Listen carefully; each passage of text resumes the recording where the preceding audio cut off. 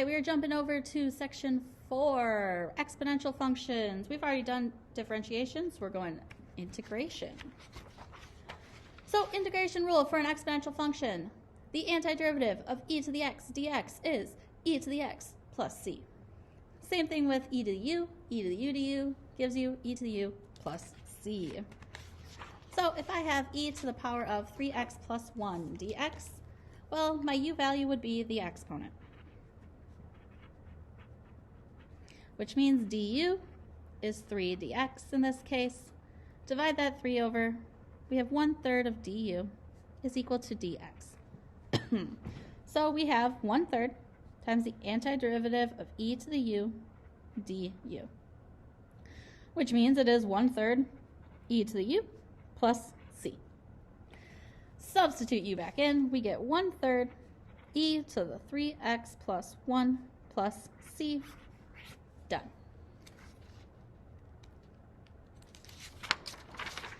(5x e to the negative x squared dx). Well, we want to choose a u value. U will be our exponent, negative x squared, which means du is negative 2x dx. But we don't have a negative 2, so it's negative 1/2 du equals x dx. This 5, consider it hanging out front. So we have negative 1/2 times 5 times the antiderivative of, well, that's du, so it's e to the u du. So I have negative 5/2 e to the u plus c, and then substitute that u back in, e to the negative x squared plus c.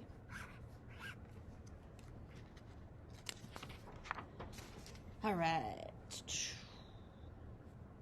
For this one, our u value is probably going to be the exponent on our e. So u is 1/x, which means du, well, remember that 1/x is x to the negative first power. So du is negative x to the negative second power dx, which is negative 1/x squared dx. I see everything except the negative. So we have negative antiderivative of e to the u du, which is negative e to the u plus c, which is negative e to the 1/x plus c. Done. And sine of x e to the cosine of x power dx. Well, u is going to be the exponent cosine of x, which means du, the derivative of cosine, is negative sine of x dx. All I see that's missing is the negative, so negative antiderivative of e to the u du, which is negative e to the u plus c, so negative e to the cosine of x plus c power. And some definite integrals for us. All right, if I have e to the negative x power, well, if u is negative x, then du is negative 1 dx. So really we have negative e to the u du. And we can substitute out our endpoints. 0 becomes negative 0, which is still 0. 1 becomes negative 1. There we go. So we have negative e to the u power from 0 to negative 1, which is negative e to the negative first power minus negative e to the negative, or to the 0 power. So we have negative 1/e plus 1. We can actually leave it like that. Next up, same thing, except that we also have a fraction with an e to the x in it. If we have a fraction like that, chances are we want our denominator to be u. So if u is 1 plus e to the x, du is, well, the derivative of 1 is 0, plus the derivative of e to the x is e to the x.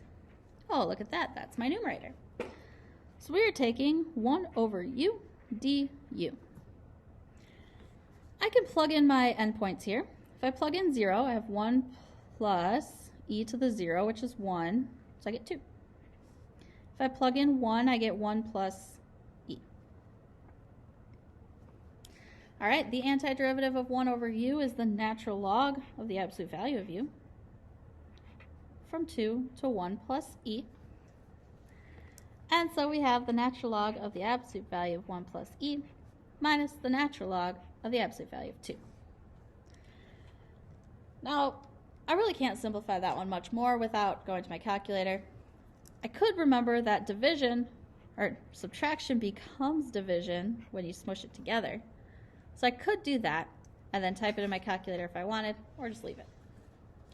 And our last one on this, I have an inside piece here of e to the x, so let's make u e to the x, which means du is e to the x dx.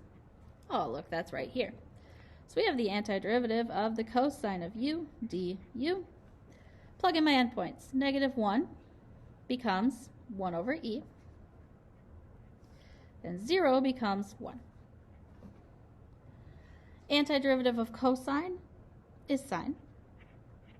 From 1 over e to 1, we have the sine of 1 minus the sine of 1 over e. Now I can't get that much nicer. I would probably have to use my calculator.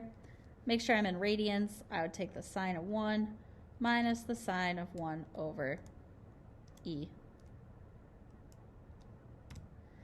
It's about 0.482. Either one of those two answers would be okay. All right, now you're going to have an assignment.